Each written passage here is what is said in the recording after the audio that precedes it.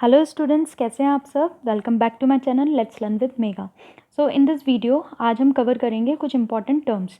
हमारा ये जो टॉपिक है टर्मिनोलॉजीज़ का, ये आपको आगे भी देखने को मिल सकता है, पहले भी देखने को मिला है। उसका रीज़न ये है कि अलग अलग टॉपिक्स के अकॉर्डिंग अलग अलग टर्म्स हमको पता होने चाहिए। तो ये चीज़ें हम डिस्कस करते रहेंगे जब जब ज़रूरत पड़ेगी, राइट। तो इस वीडियो में हम ये सारे टॉपिक्स कवर करेंगे, और जिसमें लास्ट में मैंने एक जो डिफरेंट इंक से जो टॉपिक शो किया है वो टॉपिक है related to circular flow of income से, जिसके बारे में आपको एक आइडिया होना चाहिए कि एग्जैक्टली ये टॉपिक भी क्या कहता है। तो मैंने बहुत शॉर्ट में आपको बहुत अच्छे से सारे एग्जांपल्स के साथ समझाया है। वन मोर थिंग, ये वीडियो थोड़ी लंबी हो सकती है, ओवरऑल टॉपिक्स को लेके बोल रही हूँ मैं, क्योंकि ये सारे टॉपिक्स में आपको टर्म्स के बारे में समझाया जाएगा, अलग अलग हर टर्म का अपना मीनिंग और अपने एग्जांपल्स के साथ समझाया जाएगा। तो ये वीडियो थोड़ी लंबी हो सकती है, प्लस हर एक चीज़ ना एक दूसरे से इंटरलिंक्ड है, इसलिए मैंने इस वीडियो को ब्रेक नहीं किया है। तो प्लीज़ इस वीडियो को आप एक ही बार में वन गो में देखिएगा, प्लस मेंटली प्रिपेयर होकर बैठिएगा कि आपको ये वीडियो थोड़ी सी लंबी लगेगी। बट येस, इस बात के लिए मैं गारंटी लेती हूँ कि आप पूरी वीडियो जब देख लेंगे तो आपको खुद भी फील होगा कि आपको इस वीडियो से बहुत बेनिफिट मिला है, आपको चीज़ें क्लियर समझ में आ गई हैं। तो कुछ कॉन्सेप्ट्स आपके अपने आप क्लियर हो जाएंगे। तो आप प्लीज़ वीडियो ज़रूर पूरा देखिएगा। आपके लिए जो कंटेंट डिज़ाइन किया जाता है उसके पीछे बहुत हार्ड वर्क होता है, बहुत सारी चीज़ें आपके एग्जांपल्स के साथ समझाई जाती हैं। तो उस चीज़ को एटलीस्ट आप वीडियो पूरा देखा करिए और उसको नोट डाउन भी किया करिए, राइट। तो ये मैं अब हम ये वाला वीडियो स्टार्ट करते हैं।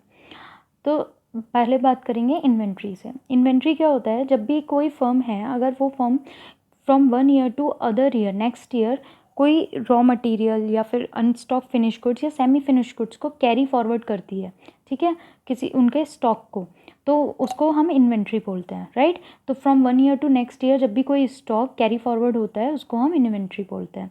इसमें दो टर्म्स हैं, accumulation of inventories and decumulation of inventory. Accumulation of inventory कहता है कि जब स्टार्टिंग ऑफ द ईयर के कंपैरिजन में एंड ऑफ द ईयर में, राइट, जब जो क्लोजिंग स्टॉक अगर हम कैलकुलेट करेंगे तो हमारा जो क्लोजिंग स्टॉक है वो ओपनिंग स्टॉक से ज़्यादा आएगा, तो वो हो गया, उसका मतलब हो गया कि इन्वेंट्री बढ़ी है, मतलब एक्यूमुलेशन ऑफ इन्वेंट्री हुआ है।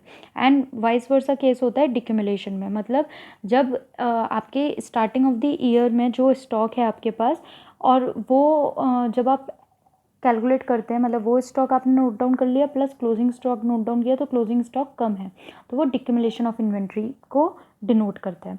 इसको थोड़ा सा हम ये भी ध्यान रखेंगे कि ये जो चेंजेस इन इन्वेंट्रीज होते हैं ये प्लान भी हो सकता है और अनप्लान भी हो सकता है। हम कुछ एग्जांपल से समझते हैं। सपोज़ करिए एक फर्म है जो शर्ट्स को प्रोड्यूस करती है, ठीक है, तो उसका ओपनिंग स्टॉक जो है वो 100 शर्ट्स है, और उसकी जो एक्सपेक्टिंग सेल्स है वो 1000 शर्ट्स है, कि आने वाले इस पर्टिकुलर ईयर में उसकी जो सेल होगी वो 1000 शर्ट्स की होगी। तो इसलिए उसने यूँ सोचा है कि 1000 शर्ट्स ही हम प्रोड्यूस करेंगे, ठीक है। तो उसका पर्पज़, पीछे का क्या पर्पज़ है, क्योंकि 100 शर्ट्स का वो ये सोच के चल रहा है कि 100 शर्ट्स को मैं अपने क्लोजिंग स्टॉक में अगेन नेक्स्ट ईयर के लिए कैरी फॉरवर्ड करूँगा, ठीक है। तो इसलिए वो 1000 शर्ट्स ही प्रोड्यूस करेगा। तो अब पहले समझते हैं इसी चीज़ से आगे का जो एग्जांपल है हम समझना चाह रहे हैं, unplanned accumulation and unplanned decumulation को। तो सपोज़ करिए वो फर्म जो है उसने सोचा तो ये था कि 1000 शर्ट्स सेल आउट हो जाएंगी, लेकिन हुआ ये कि एक्चुअल में 600 शर्ट्स सेल आउट हुई।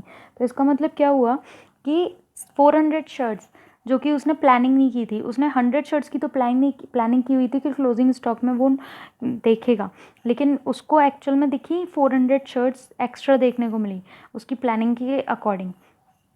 तो ये क्या हुआ, अनएक्सपेक्टेड राइज ऑफ इन्वेंट्री हुआ। 100 के लिए वो प्रिपेयर थे, इसलिए हमने यहाँ पे 100 नहीं शो किया, अदरवाइज हमारा क्लोजिंग स्टॉक तो 500 बन रहा है, लेकिन हम लोग अनएक्सपेक्टेड राइज ऑफ इन्वेंट्री में हम 400 सोच के चल रहे हैं। वाई? बिकॉज एक्चुअल में वो 400 शर्ट्स के लिए अनप्लान्ड था, मतलब अनएक्सपेक्टेड था उसके लिए कि इतनी इन्वेंट्रीज में राइज होगा, राइट। अगर इसी को अदर वे में देखें तो ये सेम सिचुएशन में ये भी पॉसिबिलिटी थी कि एक्सपेक्टिंग सेल तो फर्म ने सोची कि 1000 शर्ट्स प्रोड्यूस एक्सपेक्टेड सेल है उसकी आने वाले साल में, और उसने उसी के अकॉर्डिंग 1000 शर्ट्स अगेन प्रोड्यूस कर दी। लेकिन हुआ ये कि उसकी जो सेल हुई जब, तो डिमांड के बेसिस पे 1050 सेल हो गई शर्ट्स, राइट। तो इसका मतलब क्या हुआ कि 1000 शर्ट्स तो उसने अपनी प्रोडक्शन से मीट कर लिया जो उसने करंट प्रोडक्शन किया था, और जो 50 शर्ट्स जो एक्स्ट्रा उसने सेल आउट की वो अपने एग्जिस्टिंग स्टॉक में से उसने सेल आउट कर दी, राइट। तो उससे क्या हुआ कि उसका यहाँ पे एक अनएक्सपेक्टेड रिडक्शन देखने को मिला उसके लिए, 50 शर्ट्स का अनएक्सपेक्टेड रिडक्शन हो गया, जो उसको उम्मीद भी नहीं थी, उस इन्वेंट्री में भी रिडक्शन हो गया। अदरवाइज वो प्रिपेयर था कि 100 शर्ट्स का क्लोजिंग स्टॉक वो कैरी फॉरवर्ड करेगा, राइट। तो इसमें ये क्या हुआ कि जो 50 है वो अनप्लान्ड डिक्यूमुलेशन ऑफ इन्वेंट्रीज है। अगर आपको अभी भी कन्फ्यूजन है तो नॉट टू वरी, अभी हम प्लान जब डिस्कस करेंगे तो हमें और क्लियर हो जाएगा।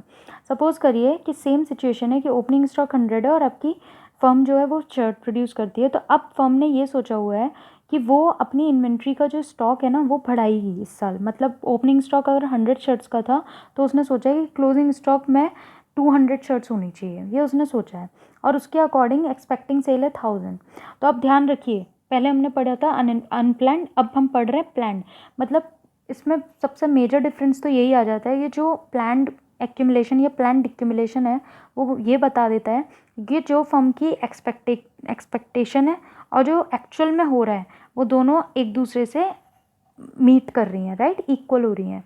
तो इसका मतलब क्या हो जाएगा यहाँ पर कि फर्म ने प्लानिंग की अगर 200 शर्ट्स को एंड में क्लोजिंग स्टॉक के रूप में देखने का, तो उसने एक्सपेक्टिंग सेल्स के अकॉर्डिंग 1000 शर्ट्स को प्रोड्यूस ना करके उसने 1100 शर्ट्स प्रोड्यूस कर दी। क्यों? क्योंकि एक्चुअल सेल तो उसके अकॉर्डिंग 1000 शर्ट्स की हो जाएगी। अब बचेगी कितनी? 100 प्रोडक्शन में से, और 100 तो पहले से था ही।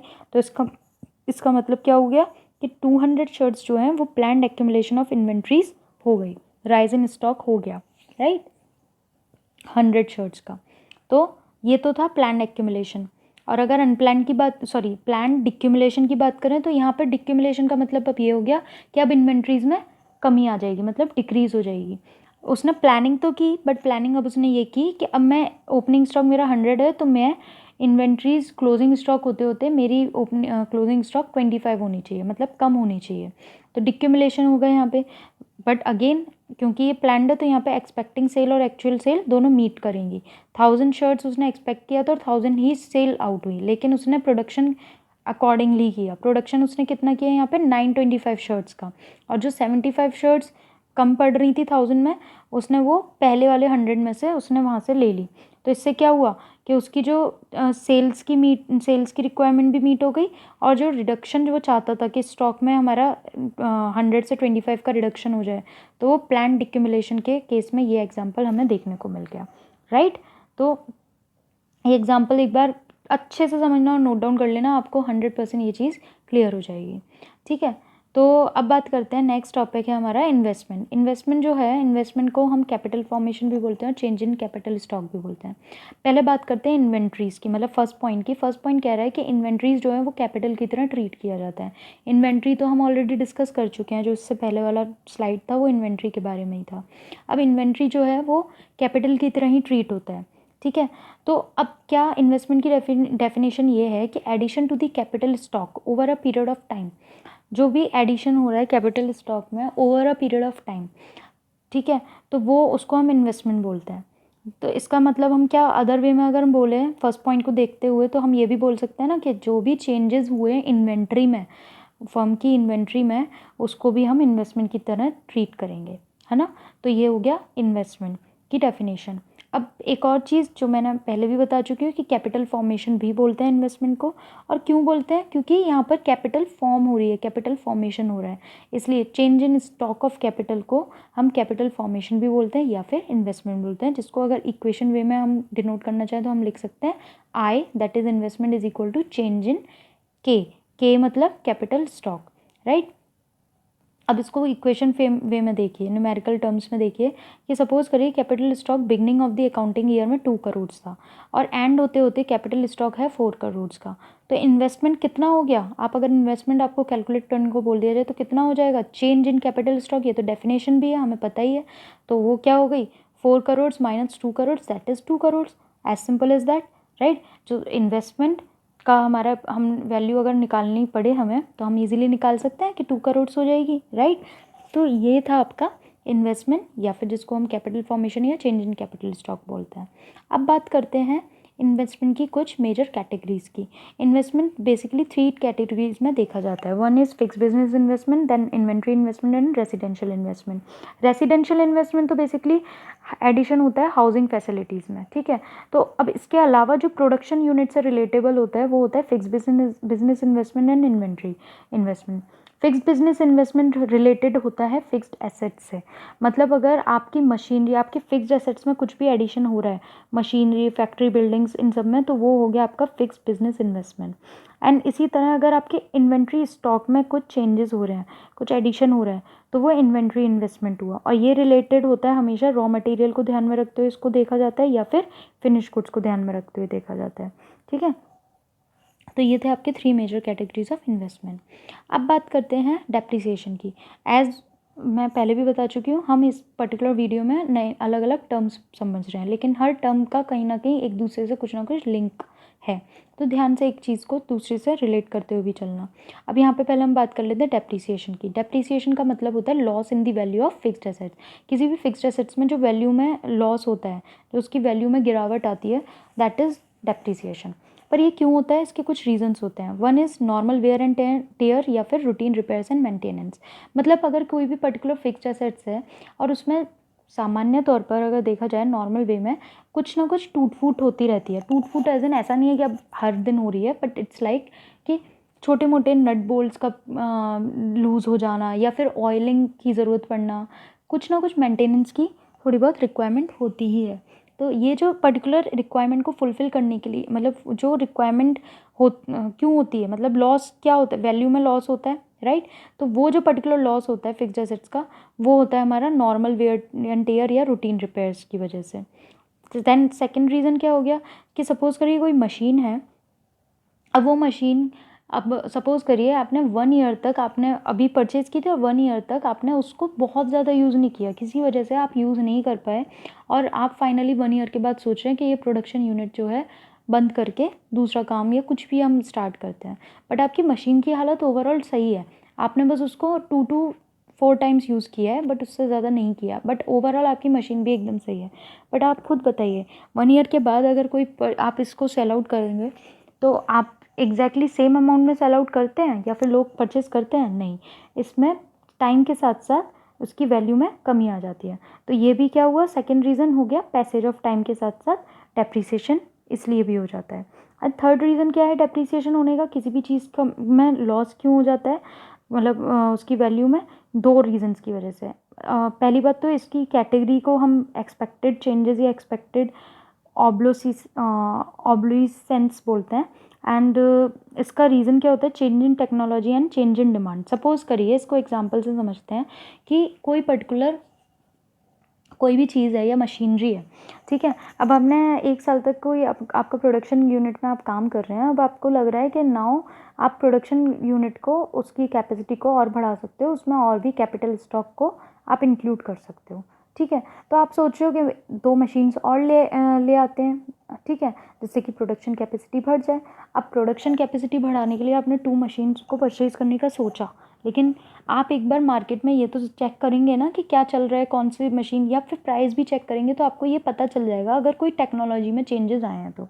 और अगर टेक्नोलॉजी में चेंजेस आए हैं तो इसका मतलब आप क्या, अगर आपके साथ साथ कोई और भी 10 लोग भी अलग अलग फर्म्स स्टार्ट करने वाले हैं, तो वो नई टेक्नोलॉजी वाली ही मशीन लेंगे, राइट। तो अनटिल एंड अनलेस कोई बहुत ही मेजर उसमें कुछ प्रॉब्लम ना हो, मतलब उसकी टेक्नोलॉजी में कोई ड्रॉबैक ना हो, कुछ ऐसा ना हो कि बार बार लोग कंप्लेन कर रहे हैं, तो लोग अल्टीमेटली टेक्नोलॉजी के अकॉर्डिंग अपने डिमांड्स को चेंज कर लेंगे। तो ये क्या हुआ, यहाँ पे वैल्यू में गिरावट आ गई फिक्स्ड एसेट्स की, ठीक है। तो और इसी तरह सपोज़ करिए कि ट्रेंड में चेंज आ गया, तो भी वो अपने आप में क्या हो जाता है, एक्सपेक्टेड का मतलब क्या है, एक्सपेक्टेड मतलब ये वो चीज़ जो एक आपको आइडिया है कि हाँ ये पॉसिबल है, प्रोड्यूसर सोच के चलता है कि हाँ मेरा इतनी फिक्स्ड एसेट्स में लॉस हो सकता है डेप्रिसिएशन की वजह से, और वो 2 रीज़न उसके ये 2 मेन रीज़न सोच के रखता है कि या तो टेक्नोलॉजी में अगर कोई डिमांड आ गया या फिर ट्रेंड में कोई डिमांड आ गया। ट्रेंड से क्या मतलब है, सपोज़ करिए कि अभी फीचर फ़ोन्स, पहले फीचर फ़ोन्स चलते थे, राइट। स्मार्टफोन से पहले जो फ़ोन होते थे उनको फीचर फ़ोन कहा जाता था। अब फीचर फ़ोन चलते थे, लेकिन जैसे जैसे स्मार्टफोन मार्केट कैप्चर करने लगा, जैसे जैसे लोगों को पता चलने लगा कि हाँ ये दिस इज स्मार्टफोन, एंड जैसे जैसे ये ट्रेंड में आया, तो आज की डेट में अगर कोई फ़ोन लेने जाता है या ऑनलाइन भी देखता है तो वो फीचर फ़ोन नहीं देखता, वो ट्रेंड के अकॉर्डिंग स्मार्टफोन ही देखता है, राइट। तो इसकी वजह से भी क्या हुआ कि इसकी वजह से भी वैल्यू में गिरावट आ जाती है। जो ऑलरेडी एग्जिस्टिंग स्टॉक है, एग्जिस्टिंग कैपिटल गुड्स है, उसकी वैल्यू में थोड़ी कमी आ जाती है इन मेन रीजंस की वजह से, ठीक है। तो ये तो था रीजंस डेप्रिसिएशन होता क्यों है। अब समझिए कि ये जो डेप्रिसिएशन हो रहा है, ये जो लॉस हो रहा है वैल्यू में फिक्स्ड एसेट्स की, तो ये लॉस बेयर कैसे किया जाए। तो ये लॉस जो बेयर किया जाता है, ये किया जाता है डेप्रिसिएशन रिजर्व फंड से, ठीक है। डेप्रिसिएशन रिजर्व फंड बेसिकली एक ऐसा फंड होता है जो प्रोड्यूसर रखते हैं जिससे कि वो डेप्रिसिएशन को मीट कर पाएँ, डेप्रिसिएशन की जो कॉस्ट है उसको मीट कर पाएँ। क्योंकि सबको पता होता है कि बड़ी बड़ी मशीनरी, बड़े बड़े जो वो प्लांट्स लगा रहे हैं उन सब में उनको डेप्रिसिएशन आएगा ही आएगा, देखने को मिलेगा ही मिलेगा, राइट। अब बात करते हैं इन सम टर्म्स की जो मैंने यहाँ पे शो किए हैं। ये जो टर्म्स मैंने यहाँ पे दिखाए हैं, रिप्लेसमेंट, इन्वेस्टमेंट और एक्सपेंडिचर, मतलब ये जो डिफरेंट डिफरेंट और करके जो टर्म्स हैं, ये बेसिकली डेप्रिसिएशन का ही दूसरा नाम है, ठीक है। और ये सिर्फ आपके लिए मैंने सिर्फ शो करने के लिए नहीं लिखे हैं, ये आपको नोट डाउन करना है और इनको ढंग से अपने माइंड में सेट कर लेना है। क्यों? क्योंकि नेशनल इनकम जो चैप्टर है वो सिर्फ थ्योरी उसमें आपकी क्लियर हो वो मैटर नहीं करता, आपको न्यूमेरिकल पार्ट भी स्ट्रांग होना चाहिए। और न्यूमेरिकल पार्ट में वो अक्सर अलग अलग टर्म से कंफ्यूज कर देते हैं। मतलब सपोज करिए अगर उनको अपना न्यूमेरिकल में कुछ डेप्रिसिएशन से रिलेटेड वैल्यू देनी है तो एट टाइम्स वो डेप्रिसिएशन ना लिख के उसके दूसरे नाम भी लिखते हैं। तो आपको सारे नाम्स के बारे में पता होना चाहिए। यहाँ पे मैंने मैक्सिमम टू मैक्सिमम जो जो नेम होते हैं मैंने वो सारे मेंशन कर दिए, बट पॉसिबिलिटी देखो है, इसलिए बुक्स भी रीड करते रहो। कोई भी आपको नाम लगे या आने वाले लेक्चर्स में जब भी मैं पढ़ाऊँगी अगर उनमें भी आपको कोई और इसके अलावा नाम भी आ जाता है तो वो भी नोट डाउन कर लेना, ठीक है। अब ये तो थी बात डेप्रिसिएशन की। अब बात करते हैं कैपिटल लॉस की। कैपिटल लॉस की भी सेम डेफिनेशन है कि loss in the value of fixed asset. जब भी फिक्स्ड एसेट्स की वैल्यू में लॉस आता है, लेकिन यहाँ पे डिफरेंस क्या है, रीजंस का डिफरेंस है। डेप्रिसिएशन अलग रीजंस की वजह से होता है और कैपिटल लॉस दूसरे रीजंस की। कैपिटल लॉस के दो मेन रीजंस माने जाते हैं, नेचुरल कैलेमिटीज़ और fall in the market value due to economic recession, right. तो ये क्या है बेसिकली, अगर सपोज करिए कि कोई गुड है, कोई पर्टिकुलर गुड है जिसका सडनली नेचुरल कैलेमिटी हो गई, मतलब कुछ अर्थक्वेक आ गया या फिर किसी फैक्ट्री में सपोज करिए कुछ शॉर्ट सर्किट की वजह से फायर वगैरह लग गई, ये सब हो गया।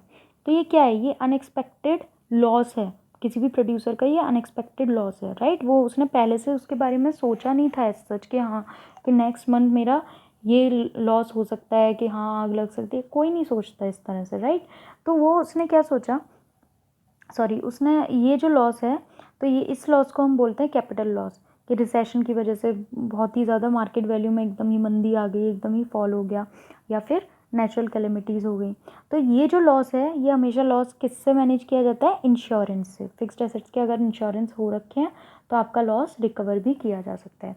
तो ये चीज़ मैंने आपको इसलिए बताई क्योंकि अक्सर स्टूडेंट्स जो हैं वो डेप्रिसिएशन और कैपिटल लॉस में थोड़ा कंफ्यूज हो जाते हैं या डिफरेंस मेकआउट नहीं कर पाते। अब आपको कभी भी सपोज करिए कुछ नहीं समझ में आ रहा तो कम से कम आप इस बात को तो थोड़ा सा लॉजिकली सोच ही सकते हैं कि हाँ इस पर्टिकुलर प्रोडक्ट की मुझे इंश्योरेंस वैल्यू मिल सकती है, और इस तरह की सिचुएशन में वो डेप्रिसिएशन नहीं है बल्कि वो कैपिटल लॉस है, या फिर डिपेंड ऑन दी क्वेश्चन। तो आप इजीली मेरे अकॉर्डिंग अब आप समझ सकते हैं, ठीक है। अब ये तो हुआ हमारा कैपिटल लॉस एंड उससे related terms. Now next is gross investment and net investment, जो कि one of the main important topic है। अब ग्रॉस इन्वेस्टमेंट और नेट इन्वेस्टमेंट का पहले तो मतलब समझते हैं। ग्रॉस का मतलब होता है टोटल, ओवरऑल, ठीक है, एंड नेट का मतलब होता है एक्चुअल। अब इसमें समझिए, इन्वेस्टमेंट का मतलब हम ऑलरेडी समझ चुके थे कि addition to the capital stock. तो इसका मतलब ग्रॉस इन्वेस्टमेंट क्या कह रहा है कि total addition to the capital stock of economy during the year, ठीक है। अब इसको थोड़ा सा पहले मैं नेट इन्वेस्टमेंट की भी डेफिनेशन समझा देती हूँ, फिर आपको रिलेट करके समझाऊंगी। नेट इन्वेस्टमेंट का क्या मतलब होता है, actual addition to the capital stock of economy, है ना, ड्यूरिंग द ईयर जो भी एक्चुअल एडिशन हुआ है। अब सपोज करिए मैं आपको एक एग्जांपल देती हूँ। एग्जांपल है कि सपोज करिए आप कोई प्रोडक्शन यूनिट है जिसमें 4 मशीन्स ऑलरेडी इंस्टॉल्ड है, ठीक है, अच्छा काम कर रही है, सब कुछ अच्छा है, ओवरऑल सब बढ़िया है। अब नेक्स्ट इज क्या हुआ कि उस मशीन में कुछ पर्टिकुलर प्रॉब्लम आ गई छोटी मोटी, तो उसकी ऑयलिंग का या रिपेयरिंग का कुछ ना कुछ उसमें थोड़ा बहुत रुपए लग गए। ठीक है, अब ये क्या है, ये हुआ एक चीज़ पहले, अभी सिर्फ समझना मैं क्या बताना चाह रही हूँ। अब दूसरी चीज़ समझिए कि प्रोडक्शन कैपेसिटी आप बढ़ाने का सोच रहे हैं, तो आपके पास ऑलरेडी 5 मशीन्स हैं, तो अब आप सोच रहे हैं 3 मशीन्स और प्रोडक्शन यूनिट में लगाई जाएँ। तो ये जो आप एक्चुअल में एडिशन कर रहे हो कैपिटल स्टॉक में, यहाँ पे एडिशन कितना हो गया, पहले 5 मशीन थी और अब 3 और ऐड हो गई, है ना, अब 8 हो गई। तो आपने एक्चुअल में एडिशन देखा, तो एक्चुअल में एडिशन कितना हुआ कैपिटल स्टॉक में, 8 माइनस 5 3 मशीनरी का एडिशन हुआ, राइट। अब यही चीज़ को यहाँ पे समझो ग्रॉस इन्वेस्टमेंट में, कि overall addition to the capital, मतलब इसमें ये क्या कह रहा है, ये कह रहा है कि जो एग्जिस्टिंग एक्चुअल एडिशन हुआ वो तो इसमें इसने कैलकुलेट किया है, काउंट किया है, उसके अलावा जो वो उस चीज़ के एग्जिस्टिंग या रिप्लेसमेंट कॉस्ट को भी काउंट कर रहा है, वो आपकी ग्रॉस इन्वेस्टमेंट में इंक्लूड होता है। इसको थोड़ा सा समझेंगे, सिंपल सा एग्जांपल समझो। सपोज़ करो कि कोई मशीनरी है, अच्छा सॉरी, एग्जांपल्स तो हम डिस्कस कर चुके हैं, इसको पहले इक्वेशन वे में देखते हैं। इक्वेशन वे में मतलब gross investment equal to net investment plus depreciation हो जाता है, और नेट इन्वेस्टमेंट का मतलब हम ये भी कह सकते हैं कि ग्रॉस में से जब डेप्रिसिएशन माइनस करें तो नेट आता है। मतलब सिंपल है कि आपकी प्रोडक्शन यूनिट में आपने 1000 रुपीज़, तो आपने 4 मशीन्स थी आपके पास पहले से, और आपने 1000 रुपीज़ जो है लगा दिए मशीनरी की ऑयलिंग रिपेयरिंग वर्क में। ठीक है, तो ये भी तो आपने इन्वेस्टमेंट ही किया ना, जिससे कि आपकी मशीनरी ख़राब ना हो, स्मूथ चले और आपका रिटर्न आउटपुट अच्छा आता रहे। तो ये भी तो एक इन्वेस्टमेंट है ना, अगर आप अदर वे में देखें तो। अब इसी चीज़ को दोबारा सुनिए।